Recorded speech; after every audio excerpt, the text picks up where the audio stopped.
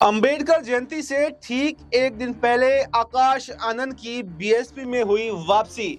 जो आकाश आनंद अभी 40-41 दिन पहले ही उनको मायावती ने बीएसपी से निष्कासित कर दिया था, क्योंकि पार्टी की गतिविधियों से अलग चलने के आरोप लगाए गए थे। एक बार फिर से उनकी वापसी अब बीएसपी में हो गई है, क्योंकि वापसी से पहले ही कुछ घंटे पहले ही यहाँ पर सार्वजनिक तौर पर आकाश आनंद ने ट्विटर पर एक पोस्ट किया और उन्होंने कहा कि मुझसे बहुत बड़ी गलती हो गई कि मैंने अपने ससुराल वालों के कहने में आकर यहाँ पर पार्टी की गाइडलाइन से हटकर काम किया। मैंने जो पार्टी के वरिष्ठ नेता थे उनका सम्मान नहीं किया और मैं इस गलती की अपनी बुआ से माफी मांगता हूँ। कृपया मुझे माफ कर दें और आगे मैं कोई भी ऐसा मौका नहीं दूंगा जिससे मेरे खिलाफ दोबारा से कोई पार्टी के अंदर शिकायत आए। और इस माफी के चंद घंटों के बाद ही मायावती ने भी एक पोस्ट यहाँ पर सोशल मीडिया साइट पर किया। उन्होंने कहा कि चूंकि आकाश आनंद ने माफी मांग ली है तो उन्हें एक और मौका दिया जा रहा है, लेकिन उत्तराधिकारी की बात नहीं है। अभी मैं होशो हवास में हूं, मैं सलामत हूं। जब तक मैं रहूंगी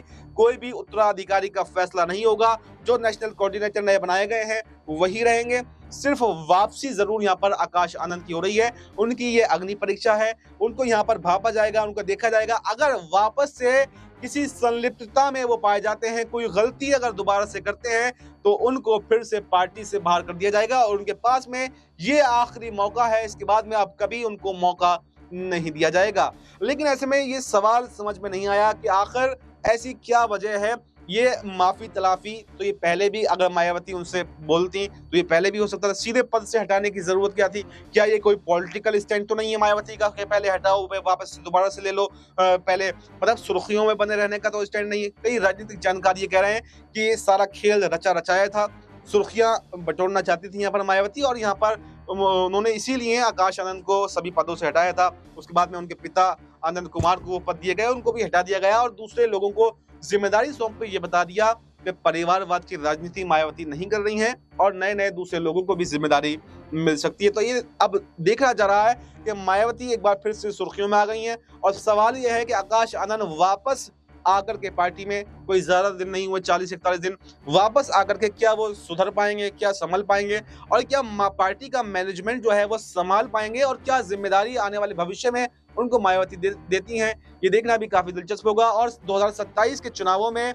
क्या कुछ बड़ा खेल वो करते हुए दिखाई देंगे। हालांकि चर्चाएं तो ये भी हैं कि चंद्रशेखर आजाद के साथ में कांटेक्ट में थे आकाश आनंद, इसीलिए उनकी पार्टी में वापसी करवाई गई है। क्योंकि अगर आकाश आनंद चंद्रशेखर आजाद के साथ में चले जाते तो एक जो दलित वोट बैंक है वो मायावती के पाले से खिसक सकता था, क्योंकि मायावती एक उम्रदराज हो चुकी हैं और मायावती की पार्टी में अब दलितों का भरोसा नहीं रहा है, बल्कि वो लगातार जो है चंद्रशेखर आजाद की तरफ बढ़ रहा है। तो ऐसे में अगर आकाश आनंद भी उनके साथ में चले जाते तो यहाँ पर बड़ा झटका जो है बीएसपी को लग सकता था। इसलिए पूरी रणनीति के तहत यहाँ पर मायावती ने उनको वापस बुलवाया है और ये माफी नामा आकाश आनंद ने अपनी मर्जी से नहीं बल्कि मायावती ने ही दिलवाया है। यानी कि जनता को बेवकूफ बनाने का काम जो है वो यहाँ पर किया गया है।